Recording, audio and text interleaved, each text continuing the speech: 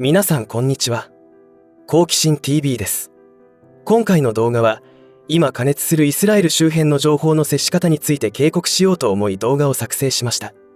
毎日のように情報が更新されているイスラエルを中心とした中東紛争ですが、そのリアルタイム報道を見ていると心がダメージを受けていると感じることはないでしょうか。情報というのはその取り扱い方次第で毒にもなれば薬になることもあります。今世界で起きていることについて特に警戒しなければならないことというのは、私たち人間一人一人が持つ自由という権利が奪われようとしているということです。しかし日本人の多くの人が自分たちの生存危機に対しても全く無関心な状態であり、日々の生活に追われ、空いた時間は政治家や芸能人のスキャンダルに意識を持っていかれている状況に陥っています。それも問題なのですが、リアルタイムでイスラエル紛争などで起きている情報を把握するたびに目にするむごたらしい映像に触れている人たちも危険な状況にあると考えます。激動の時代だからこそ、冷静な情報処理と足元を固める重要性について改めて確認したいと思います。ぜひ最後までご視聴ください。このチャンネルでは、自分や家族の身を守るためにできることや、日本人がこれ以上騙されることがないようにするための情報を発信しています。チャンネル登録がお済みでない方はぜひチャンネル登録をお願いします。さて、すでに多くの方が中東紛争勃発の情報は掴んでいると思いますが、凄まじい勢いで情報の更新が行われています。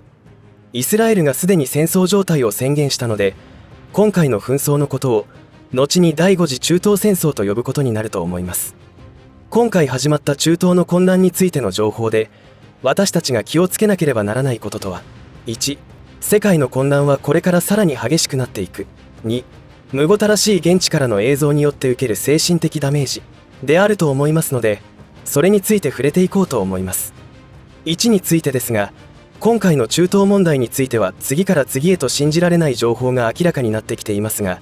その真偽のほどは分かりません。2023年に入ってこの中東地域で起きたことを振り返ってみると、トルコやシリアでの地震によって多くの尊い命が奪われました。その影響は今も継続中で、被災した方々は周辺国の混乱も起きていますので、食べるものもままならない状態だそうです。イタリアに難民が押し寄せたのもつい先日の出来事です。イタリアへの難民は純粋な難民とは言えない状態で、映像から見ても戦闘教育を受けた者による工作活動にも見えます。それは少し前にフランスで起きた暴動にも見られた傾向で、周到に計画されたものである可能性が高いと考えられます。洪水や干ばつなどの天災も世界各地で起きており、経済損失や食料生産に大ダメージが出ています。そして先ほど言ったトルコ、シリアで起きた地震以外にもここ数年で世界各地でマグニチュード7以上の地震が続いています。ざっと見ただけでもこれだけの大地震が頻発し、現地の人たちは日常が失われており、その影響で周辺国でも同じく日常が失われている状況になっていることでしょう。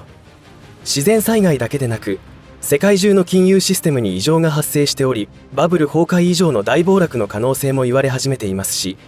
つい最近の日本では全国銀行資金決済ネットワークの不具合が発生し大混乱しています。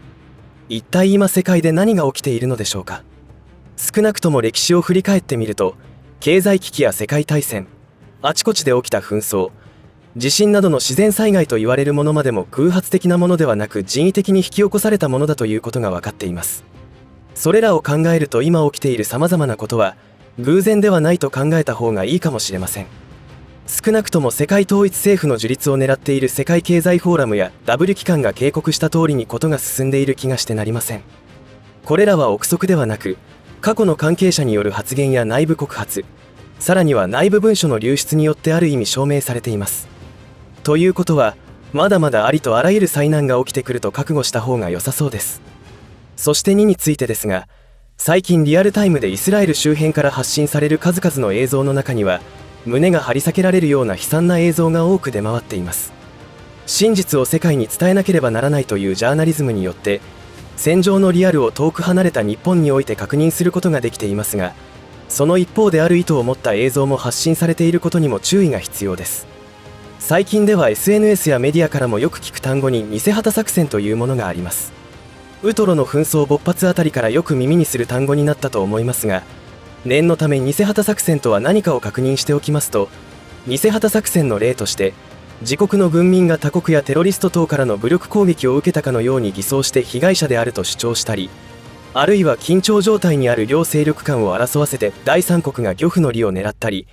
いずれかの側から攻撃が行われたように思わせて戦争を誘発させるといった行為のことを言います。これはウトロの紛争の時と同様で、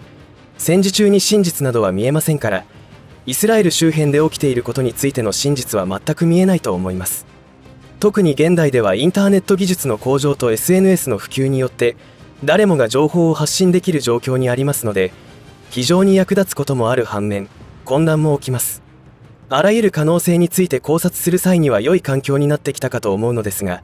思考停止した状態でこれらの映像をまともに見てしまうと危険です。純粋に今起きているひどいことを世界に訴えたい有志の方がいる一方で、恐怖を与えることを目的とした映像も出回っているからです。その区別はもはや不可能だと思いますが、自分の精神状態を健全に保つためにはそのリスクも知っておかなければならないと思います。これらは将来について真剣に考えたり向き合っている人ほど陥るリスクですが、インターネット上では日々良くないニュースが流れています。新しく就職できたという出来事はニュースに取り上げられませんが、いきなり解雇されたという出来事はニュースに取り上げられます。そんなことは当たり前だと言われるかもしれませんが、私たちはメディアによって意識操作、行動操作されているということにも意識を持つ必要があります。特に今イスラエルやガザ地区周辺で起きている一般市民を巻き込んだ戦闘での映像には直視できないものが多く、人間はそこまでむごたらしいことができるのかという恐怖に駆られます。これらの恐怖映像はある意図を持った者たちからすると大衆の精神をコントロールする目的でもありますし、相手方兵士の戦意を喪失させるためでもあります。今後私たちを襲うろくでもない輩たちの常套手段は恐怖を植え付けることだと思われます。思えば SNS 上で拡散された2020年のアメリカ大統領選挙の不正証拠ともいえる映像は、私にはあまりに衝撃的だったにもかかわらず、日本のメディアでは大した扱いはされず、むしろ前大統領が負けを認めないことで、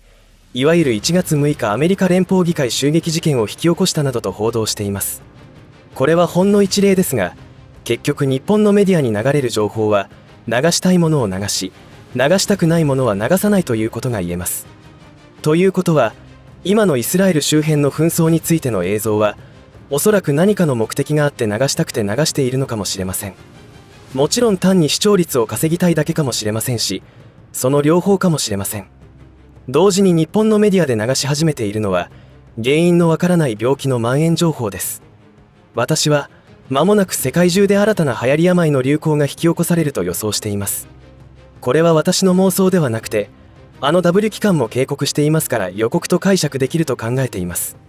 そこにも恐怖映像が流されるかもしれなくて、それによって W 機関の強力なリーダーシップを必要とされるような世論を形成するように仕向けるかもしれません。先日の動画で重要案件として情報発信しましたが、2024年5月に行われる世界保健規則 IHR の改定とパンデミック条約の締結実現に向けた情報操作が行われるでしょう。まとめますと、私たちは戦争などの情報から目を背けるのではなく、目に入れなくてもいいむごたらしい映像を意識的に避けて精神の健康維持を意識した方が良いということです。ろくでもない輩たちというのは、私たちに恐怖を与えてマインドコントロールをするというのが常套手段となっています。リアルな現地情報と心理操作映像の区別などできないと思いますので、全て遮断しても支障はないと考えます。いかがだったでしょうか。情報というものは対峙の仕方で良いものにもなるし、悪いものにもなります。最悪な場合は今まで述べてきたように精神を恐怖に乗っ取られる状態になることです。私もこうしてろくでもない輩たちのよからぬ企みに関しての情報を発信していますが、その目的とするところは、それらからどのように身を守るかを考えるための情報発信となります。それらのことが分かっていないと、人によっては不安を煽っていると感じるのではないかと思います。重ねて言いますが、重要なのは今後起きる試練に対して